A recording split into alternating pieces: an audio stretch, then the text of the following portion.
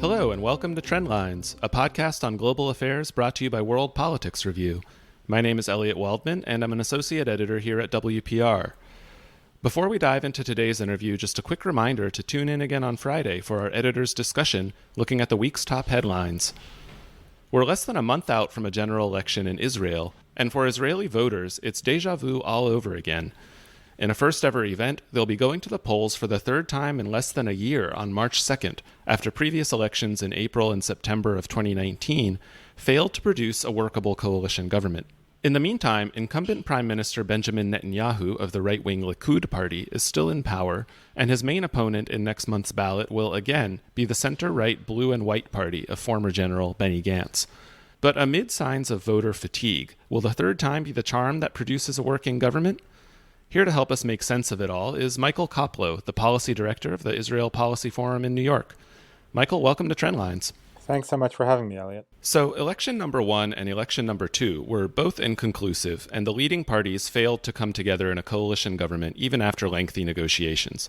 Is there any reason to believe this time will be different? There isn't a great reason to believe that the third time will be a charm, although there are a bunch of things that have changed in between election number 2 and election number 3 that may shift the calculus a little bit, and it's possible that some of them will be enough to shake it up entirely. So the first thing that changed between election number 2 and election number 3 were a number of mergers on both the left and the right. On the left, you had a merger between the Labour Party and the Meretz Party, which are the two parties that are traditionally on the left of the Israeli political spectrum.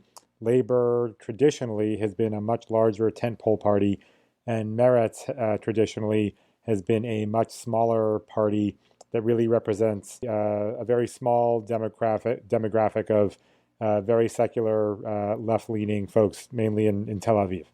These two parties were really in danger of missing the Knesset's threshold. In the last election, Meretz, running as Democratic Union, received 4 seats, which is the minimum you can receive. Labour received 6. So despite the differences between the two parties, where Meretz really is farther left than Labour, the two parties merged, and that likely means there won't be any wasted votes on the left. And on the right, there are 4 smaller right-wing nationalist parties that are to the right of the Likud. And in this case, 3 of them, Jewish Home, National Union, Tkuma, and Hayamin HaChadash, the new right, decided to run together, and they left the 4th party out. The 4th party they left out is Otzma Yehudit, the Jewish Power Party.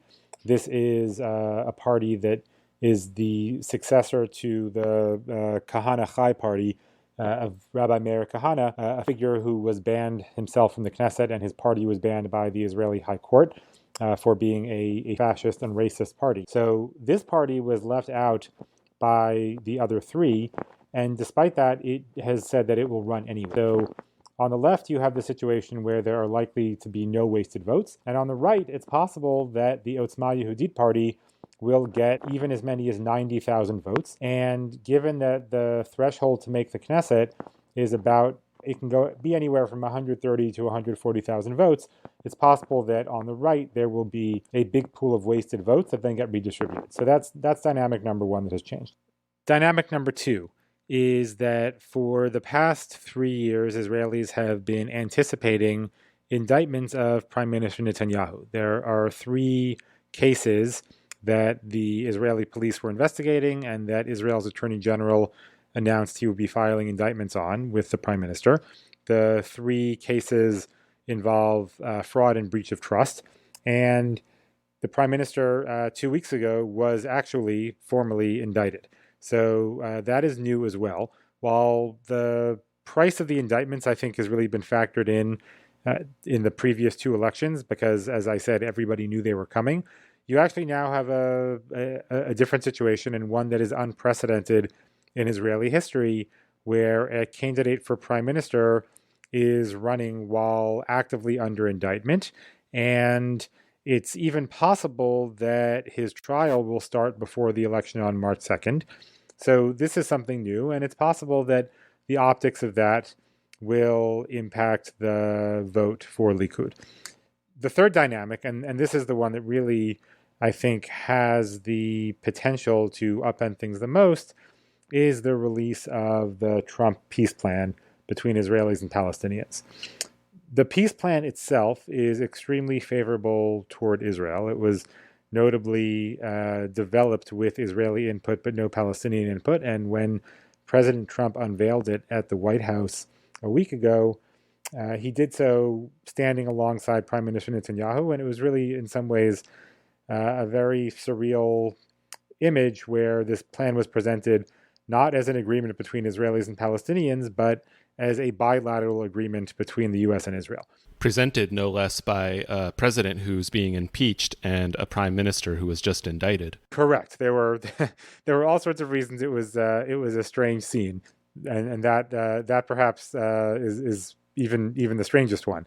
But it was definitely an odd development.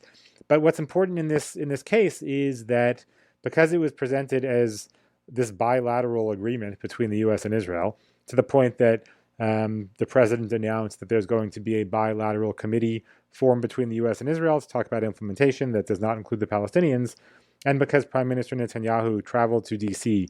and was standing next to the president when the plan was announced, the prime minister is associated with this plan now with no option of backing out. This is now, for all intents and purposes, seen as his plan.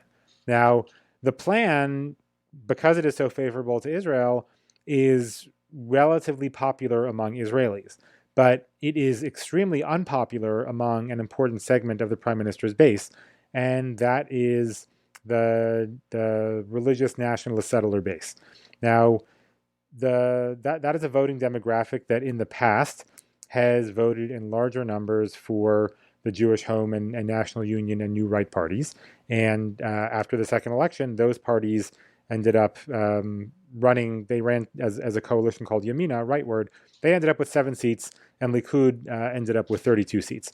Now, since the announcement of the peace initiative, those party leaders to the right of Likud have been railing against it nonstop because the deal, even as weighted as it is towards Israel, does endorse the idea of a Palestinian state on about 70% of the West Bank. And that is something that the parties on the far right are opposed to no matter what else is in the deal. And so even though the deal gives Israel the right to annex the Jordan Valley and the right to annex large segments of the West Bank and to apply sovereignty to every single settlement that is currently in the West Bank, the folks on the farther right are opposed to it because of this issue of creating a Palestinian state and of ceding any West Bank territory at all.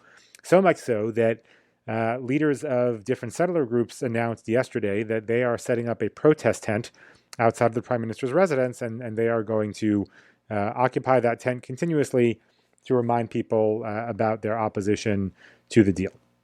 Now, this being the case, there are voters who in the last 2 elections have voted for Likud, as the prime minister argued that the only way for him to be able to form a government would be if Likud was the largest party. And a lot of those voters migrated from the parties on the farther right, who would be part of a Likud coalition anyway, to actually vote for Likud directly.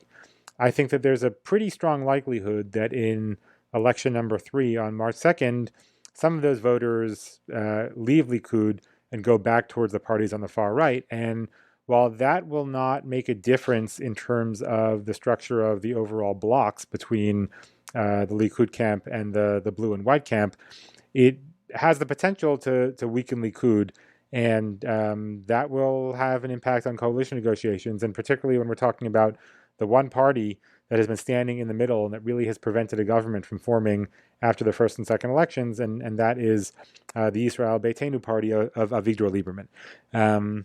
So, this is a very long way of saying that while I expect the results to be similar after the third election, where you still have this deadlock between 2 large blocs with neither of them able to form a government outright, it is possible that some of these dynamics will change the makeup a little bit, and more importantly, will impact coalition negotiations after the third election. It's curious that Netanyahu decided to go ahead with this peace plan unveiling in Washington, despite the backlash that he surely knew he would receive from the right-wing settler community back in Israel. Or do you think there was some other political calculus motivating him?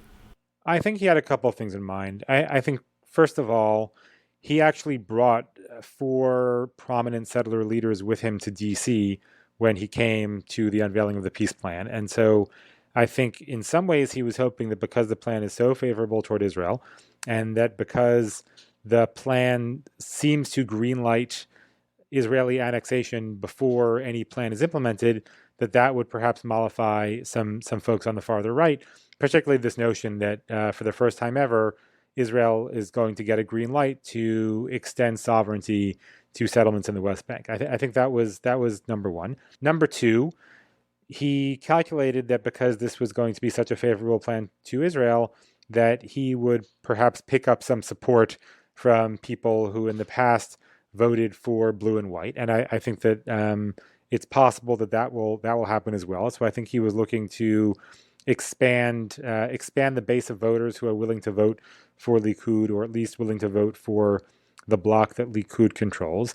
And lastly, because he is now formally under indictment, there is a possibility that he sees the writing on the wall, and that despite the fact that he has been unwilling to talk about any type of plea agreement in the past, something along the lines of the indictments being dropped in return for him retiring forever from political life, it's possible that now that there are actual indictments, he is looking to make that kind of a deal. And he probably concludes that in order to make that kind of a deal, he has to do something big, such as implement a peace plan that is very favorable toward Israel. So, I think that he was looking at these elections. He decided he needed to do something big to change it up. It's, by the way, not only the peace plan. He has been pretty active diplomatically in trying to amass a list of diplomatic accomplishments before the election. So there, of course, is the peace plan most prominently. But when he left D.C., he did not fly straight back to Israel. He actually flew to Russia, where he met with President Putin and secured the release of an Israeli backpacker who had been sentenced to 7 years in prison in Russia for having a small amount of marijuana in her backpack as she transited through Russia back to Israel. She actually had never left the airport. So the prime minister flew to Russia and secured her release, and flew back with her on his plane. And this was a big deal too. And then yesterday, Prime Minister Netanyahu was in Uganda, where he had a meeting with the military leader of the transitional Sudanese government to try and talk about some sort of resumption, or I shouldn't say resumption, some sort of creation of diplomatic ties between Israel and Sudan. So, he's using these foreign trips and these big diplomatic splashes as a way of arguing to Israelis that he really is indispensable, indictments aside. And the peace plan is his biggest data point in that argument, but it really fits into this larger argument he's making about his own prominence on the international stage and what might befall Israel if voters decide to put somebody else in the prime minister's office. You mentioned Avigdor Lieberman and the important role he's played in previous negotiations that have followed Israeli elections. Maybe you could talk about him a little bit and the unique role, almost a kingmaker role, you could call it, that he's been playing in Israeli politics.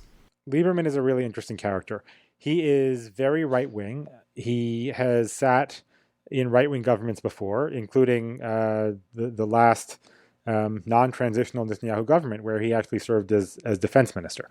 His inclinations are certainly right-wing and nationalist, but there are a few things that have caused him to, in some ways, create this deadlock. One is that he and Prime Minister Netanyahu really don't like each other and do not get along. Lieberman actually got his start in politics working as Netanyahu's right-hand man back in the 90s.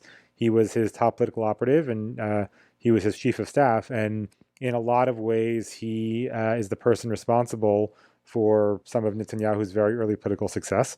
At some point, they had a falling out, and the two of them really don't get along. And a lot of people suspect that Lieberman has been waiting a long time to exact his revenge on Prime Minister Netanyahu, and that really driving him from politics for good is the way he's going to do it. So that's one issue. A second issue is that Lieberman heads a party, Israel-Palestine, that is traditionally the home for Russian voters inside of Israel. And those voters are ardently secular. And Netanyahu's preferred coalition partners have always been the ultra-Orthodox parties. And the ultra-Orthodox parties and Lieberman really are at odds when it comes to all sorts of policy issues, from the fact that ultra-Orthodox men, except in very small numbers, are exempt from Israel's compulsory draft, from the fact that the ultra-Orthodox control the chief rabbinate, and by doing so, they control conversions and marriages and burials and who is seen as a Jew. And for this large Russian secular population, that turns out to be a big problem. So on policy, Lieberman has been insisting from before the first election that any government that he sits in has to be a secular government. And then there's also really a naked political calculation here for Lieberman, which is that this pool of Russian voters that has sustained his party is getting much older. And as happens with second generation immigrant voters all over the world, the second generation tends to be much better integrated and better assimilated into a country. And so these older Russian voters who are getting older and dying means that Lieberman's party is getting smaller and smaller. And Lieberman realized before the first election back in April that if he were to survive, he was going to have to turn his party from one that was seen as representing a very distinct demographic of voter into a party that was really an issues-based party in order to attract non-Russian voters. And the issue that he seized upon was secularism inside of Israel, and really trying to cut down the power and authority of the ultra-Orthodox and of the chief rabbinate. So he has basically been standing in the middle and saying that he will not sit in a coalition that is not what he terms a secular liberal coalition, which is kind of funny coming from him because liberal is probably the last word anybody would use to describe Lieberman. And he has held strong. Now, whether he's going to keep this up after election number 3 is an open question.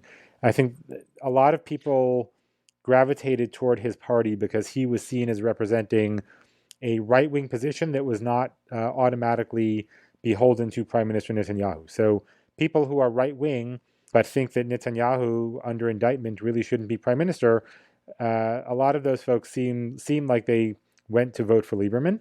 Lieberman has now, in some ways, been the person most responsible for the ongoing deadlock in Israel. And if his vote share, which sits at 8 seats at the moment, goes down after the third election, I think it's likely that he'll be looking to make a quicker deal. And there's been a lot of speculation in recent weeks that he already has some sort of agreement behind the scenes worked out with blue and white. Nobody knows for sure, and Lieberman himself, in a lot of ways, seems to revel in the chaos and revel in the attention, so who knows? But that's another X factor in these third elections, since he really is the person who, after the first and second elections, and likely after the third, has had the ability to, on his own, decide whether Israel is going to have a government or whether it's going to go to yet another round of elections. From where we sit in New York, a lot of what we've been talking about here sounds really quite dramatic. I mean, a sitting prime minister indicted, a new peace plan, rapidly shifting political landscape in Israel with new mergers and alignments, and talk of plans to annex the West Bank. And yet I was doing some reading to prepare for this conversation earlier, and the first line of an article in the Israeli newspaper Haaretz caught my eye. Quote, Israel's unprecedented third election in the space of less than a year is also, without a doubt, its sleepiest ever. Michael, you were just recently in Israel. Did you notice any signs that people there are just fed up with all of this? Absolutely, and you can understand why. It will be the third election in the span of 11 months, and almost no Israelis understand or have a good reason for why a third election is happening, given that the parties remain the same, the issues remain the same. They look around and they see the two largest parties, Likud and Kahol Lavan, blue and white, who really aren't separated by a whole lot on the issues. Likud is Israel's traditional right of center party. Blue and white is also a right of center party. It's in a lot of ways a single issue party, and that single issue is replacing Prime Minister Netanyahu. So people look around, they don't see a whole lot of difference on policy, and they are very cynical about the fact that there is election after election after election. There's a lot of voter fatigue over having to go to the polls to vote again and end up with, really, there's certainly a more than 50% chance of another deadlock. People are kind of fed up, and I think in a lot of instances when you would see elections like this, on and on and on without a result, you'd expect it to be in a country that is undergoing some sort of chaos. You think of things like this happening in post World War II Italy, or in Greece during the economic meltdown. Israel isn't really going through upheaval along that sort. There is a lot going on, right? As you note, talk of West Bank annexation, a prime minister under indictment, a peace plan, but the Israeli economy is pretty strong. Israel's security situation at the moment is arguably better than it's ever been. So people look around and they see that they're living in a place that certainly, in the context of Israeli history, seems to be pretty stable and chugging along, and yet the political system is in absolute chaos. And it really boils down to a referendum on one person, a prime minister who has been in office continuously now for more than a decade, and who was first elected prime minister almost a quarter century ago, back in 1996. So, people see this one person, and either his, depending on how you feel about him, either his tenacity at wanting to continue to lead Israel to greater and greater heights, or his unwillingness to step down and put the country ahead of his own personal ambitions. When an election is really fought like this, and one election and a second and a third over the presence of one person, it leads to a lot of cynicism. And so, no question, the mood inside of Israel about elections is really one of deep cynicism and very little excitement, and it's understandable. Were there any scenes or conversations that you had in Israel that really drove that home or encapsulated it for you? Yeah, I was in Israel during the first election in April, and I was there twice between election number one and election number two, and then I was there again a couple of weeks ago. So, I've been able to experience firsthand the mood inside of Israel across this entire year-long campaign process. When I was there during the first election, and in the lead up to it, people were talking about the election kind of nonstop. Right now, you hear nobody even talking about it. It's not just an issue of fatigue or disgust. Nobody's even talking about it. When you meet with politicians and heads of parties, they're saying the exact same things now that they were saying a year ago, because nothing fundamentally has changed. The one segment, or one party where you hear more excitement is the joint list, which is an amalgamation of four parties that traditionally are the parties representing Israel's Arab citizens. And what you hear from them is excitement that they will do better this time than they did last time. In the first election, the joint list actually broke apart. The two components of the joint list running separately, because it broke into two lists, one each with two parties, back in April. So back then, those four parties secured 10 seats. They reformed as the joint list for the second election, and they got 13 seats. And now they are talking about doing even better than 13 seats and going up. Some of them are even talking about going up to 16 seats, which seems very unlikely to me. But there was a lot of excitement within the joint list before the second election because they had actually reconstituted the joint list, and they rightly assumed that they would be stronger running as a united list of four parties than in separate pieces.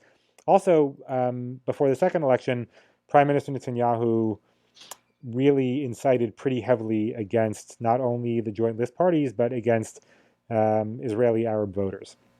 And a lot of the underpinning of his campaign before the second election was an effort to delegitimize them, and that in turn created very high voter turnout. It increased among Arab Israeli voters from 49% to about 60% between election number one and election number two. Now, Netanyahu learned his lesson. He has said almost nothing about Arab Israeli voters during this third campaign, but it turns out that in the Trump peace plan, there was an element in there that was extremely inflammatory toward Arab Israeli citizens.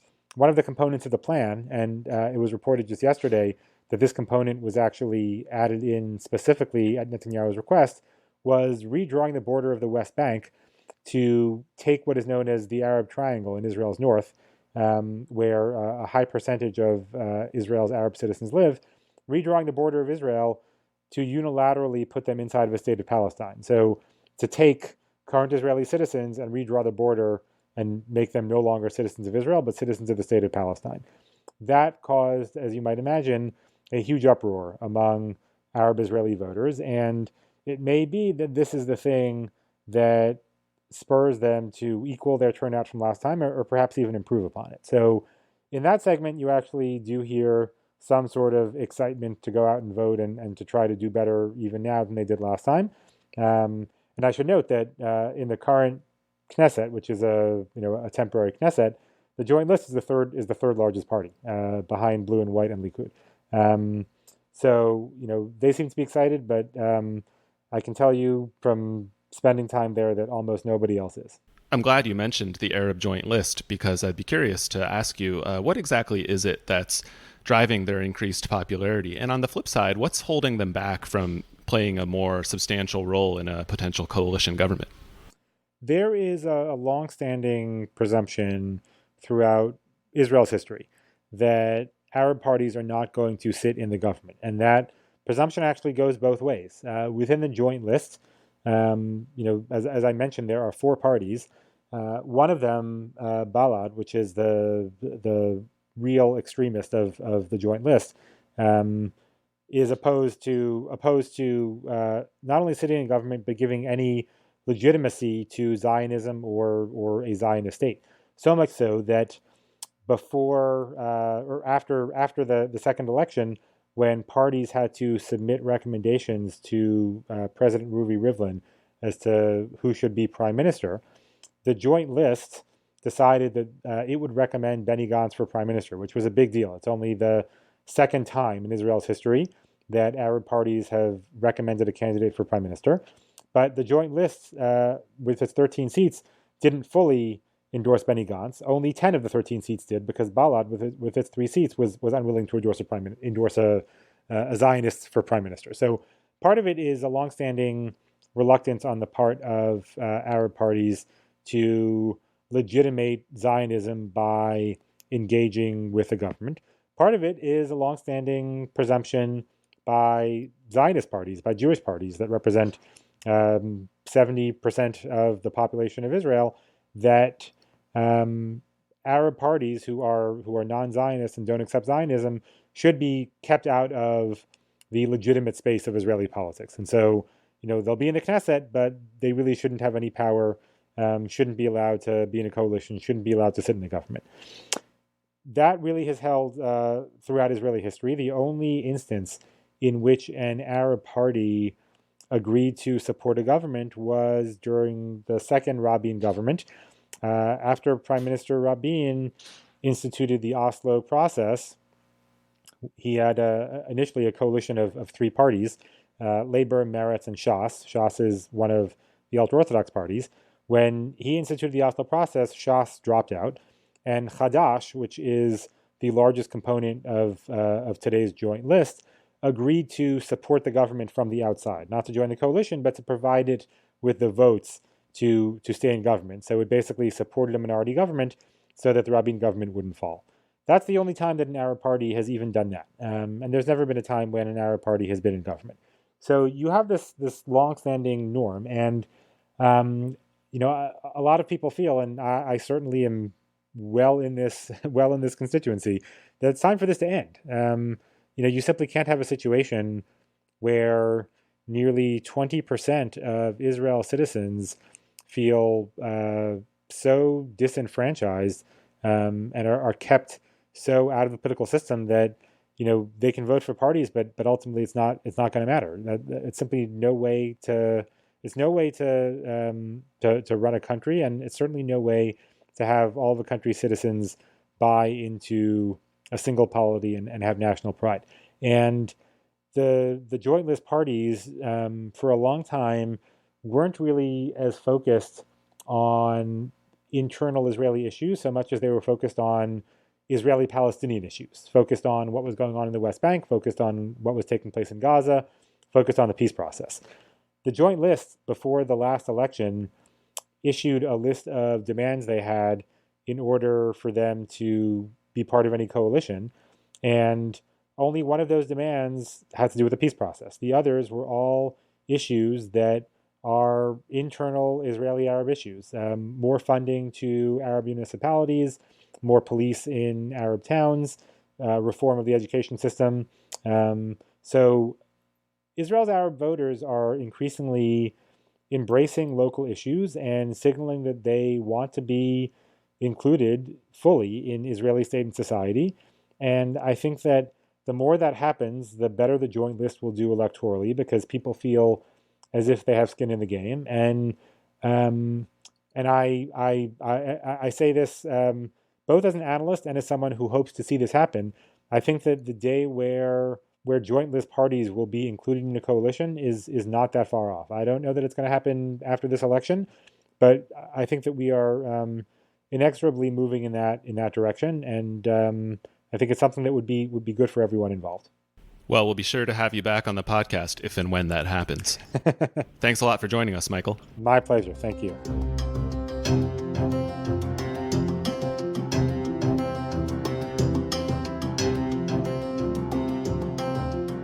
Michael Koplow is the policy director of the Israel Policy Forum in New York. If you'd like to comment on the discussion, ask a question, or even suggest a topic for a future episode, drop us a line at podcast@worldpoliticsreview.com. Trendlines is produced and edited by Peter Dury. You can follow him and World Politics Review on Twitter, and while you're at it, don't forget to sign up for our free daily newsletter. It's the best way to keep up with what we're publishing, and you'll also get a code for a 25% discount off an annual subscription. To sign up, go to wpr.pub/trendlines. That's wpr.pub/trendlines. Thanks for listening, and tune in again next week.